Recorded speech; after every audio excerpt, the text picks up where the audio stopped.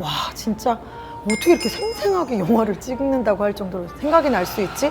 이렇게 정신없이 자는데도 어떻게 이게 기억나지?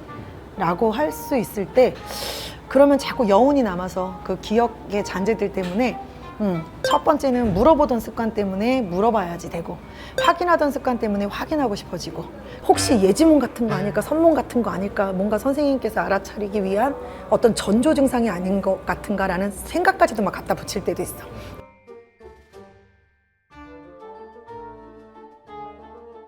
제가 이제 선생님께 꿈 엄청 여쭤보잖아요. 네, 해몽. 네. 근데 이제 오늘 제 처가 이제 꿈인데 그 차를 타고 이제 저희 셋이서 가고 있었대요. 쇼부가? 네, 저랑 이제 처랑 애기랑 하고 있었는데 제가 이제 담배를 피겠다고 차를 나간 거예요. 어디를 가고 있는지 모르고요? 네. 근데 갑자기 밖에서 폭발이 막 펑펑펑 팡 일어나면서 차가 자동으로 방호벽 있는 데로 들어갔대요. 자동으로? 네. 그래서 오 살았다 이러고 이제 차에 내렸는데 어떤 그러니까 이 세상에 없는 건물, 어떤 처음 본 건물로 들어갔는데 거기 키즈 카페예요. 놀이터. 그래서 건물 들어가서 이제 이한이 애기랑 같이 들어갔는데 그 평창이었는데 밖에서 쓰나미가 막 와가지고 건물 그 창이 부셔지고 물이 막 들어왔대요. 그리고 이제 쓸려갔는데 바다래요. 그리고 이제 이한이는 안고 있대 끝까지? 네 안고 이제 그냥 그 제 처가 수영 잘하거든요. 수영이 아니라 오. 발로 이렇게 하면서 이게 되네 이러면서 이제 가고 있었는데 바다 속에서 깊은 바다 그래서 막 가고 있었는데 갑자기 길을 돌아보니까 용이 빨간색 용이 막 오고 있대요. 색깔이 막 바뀌면서 빨강, 노랑, 파랑 그런 용. 그리고 갑자기 이제 절벽 끝에 이렇게 딱 서 있었는데 휴 살았다. 그래서 아들을 앉혀놓고 자기는 목욕을 했대요. 그렇게 귓구멍이 하나도 안 들렸어. 좀 전에 12시에 손님 안 올 줄 알았다 그랬는데 12시에 맞춰서 손님이 오네. 나 삑살이야. 나 이런 나를 믿고 여러분들이 나의 영상을 보고 있으니 환장할 노릇이지. 아유 진짜. 저의 지금 그 이 양반다리를 잘하는 제가 항상 속에다가 치마를 입을 수가 없는 게 습관적으로 다리를 벌려요. 바지만 입고 살다 보니까. 자, 습관적으로 다리를 벌리니까 뭐 누가 보는 거 뭐 이런 걸 미리 생각을 한다면 행동을 조신하게 하겠죠. 근데 뭐든지 습관적으로 나타나. 뭐든지 몸에 밴 거는 아무리 긴장을 하고 잘하려고 한다고 해도 나타나. 그래서 습이 되게 무서운 거거든요. 진짜 말없이. 그래서 그 사람의 수준, 살아온 환경 이런 거 무시를 못 한다고 하는 거예요, 여러분. 근데 내가 이 얘기를 하고자 하는 취지가 뭐냐면 꿈을 꾸는데 그 꿈이 이상하게 예사롭지 않게 현실하고 잘 맞아떨어진다? 그러면 꿈을 자꾸 해몽을 하거나 물어보고 싶어져. 그리고 이게 어떤 의미일까 자꾸 궁금해져. 안 꾸면 상관이 없는데 평범하지 않은 꿈을 꾸거나 진짜 이거는 내용적으로 정말 어디 가서 물어봐야 되는 거 아닌가 하는 느낌이 올 정도의 꿈을 꿔.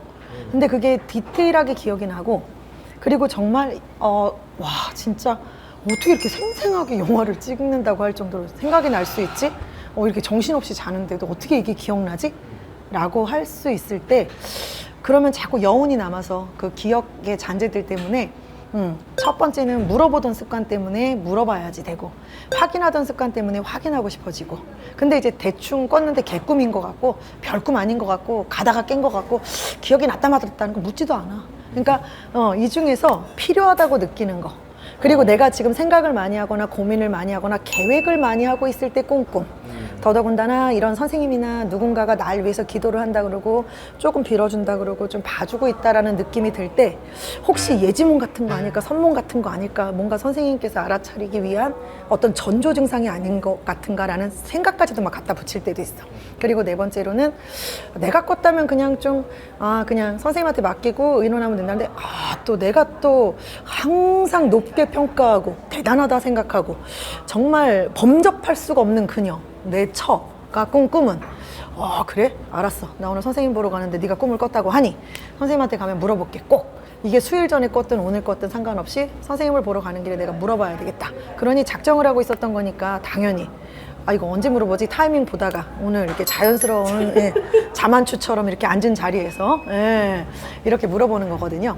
근데 꿈이 되게 어수선한 것 같지만 일목요연할 정도로 내용이 있잖아요.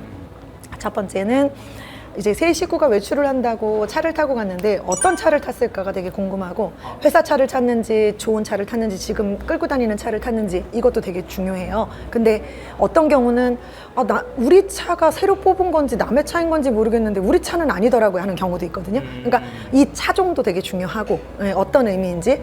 그리고 이제 두 번째는 세 식구만 탔는지 거기에 또 다른 식구도 있었는지도 중요하고, 운전을 유림이가 했는지 아니면 남편이 늘 하던 대로 애기 아빠가 하는 대로 대표가 했는지 이것도 되게 중요하고, 유림이를 운전하면서도 내가 안고 있었는지 아니면 조수석에 앉아있는 의례적으로 아내가 안고 있었는지 이런 것도 되게 중요해요. 그러니까 꿈을 좀 세세하게 기억을 해줄 수 있는 게 조금 해몽을 하거나 조금 더 좀 정확한 근거로 현실적으로 다가가기가 더 편하거든요. 그래서 일단은 세 식구가 외출을 하고 있다가 그냥 둥그렇게 해몽하는 거니까 하고 있다가 사고가 난 것처럼 막 부딪혔는데 폭탄 같은 게 막 터졌는데 이게 뭐지 하고 있는 순간 방호벽으로 자동으로 숨겨졌어. 그러면 지금 폭탄 맞은 것처럼 어벙벙할 정도로 정신없는 일을 유림이가 겪었는데 일단 한숨은 놨다. 일단 뭐로 가든 가로 가든 결정은 했다. 에이 되든 말든 어떻게든 돼보자 해서 이제는 운이야. 망해도 할 수 없고 잃어도 할 수 없고 난 무조건 가. 예를 들어 내 생각대로 움직일 거니까 그런 줄 알아. 오빠도 지금 그만 얘기해.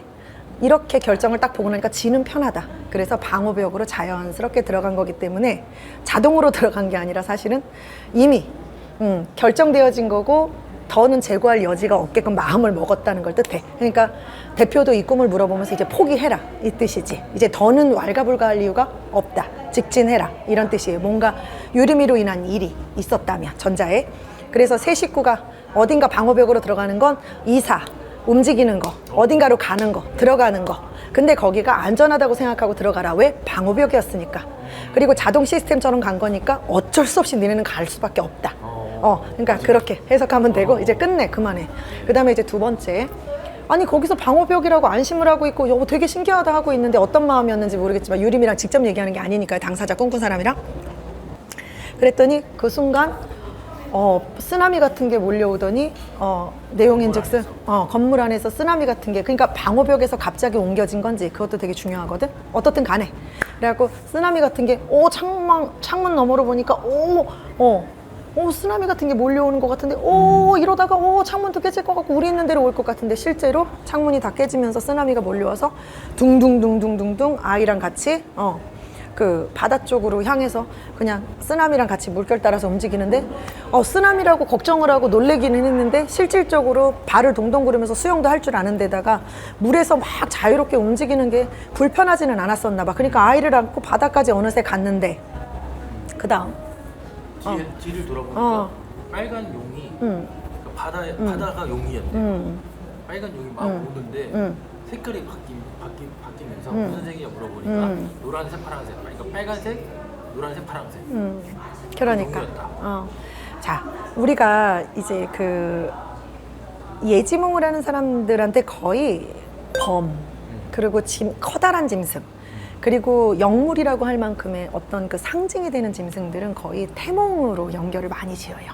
그리고 첫 번째는 태몽으로 연결을 많이 짓고 두 번째는 재물이나 재산이 늘려고 하거나, 그리고 하다못해 지나가면서 샀던 복권이라도 꼴찌라도 5등이라도 하나 당첨이 되거나 이런 식으로 어떤 운때나 기회가 주어질 때 보이는 게 용, 그리고 무슨 혜택, 어떤 경우는 공작새나 아니면 그 삼조고 이런 그 사극 같은 데 빠져 있는 사람들은 그런 걸 보기도 하거든요.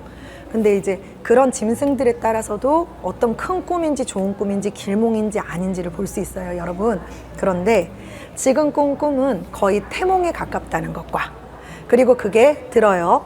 그게 빨간색 용이었다가 노란색 용이었다가 파란색 용인 건, 빨간색 용 무슨 지금 아들 하나 낳았으면 됐지, 이걸로 오빠 만족 못해? 됐어. 나는 애 키우는 거 지금도 힘들어 정말.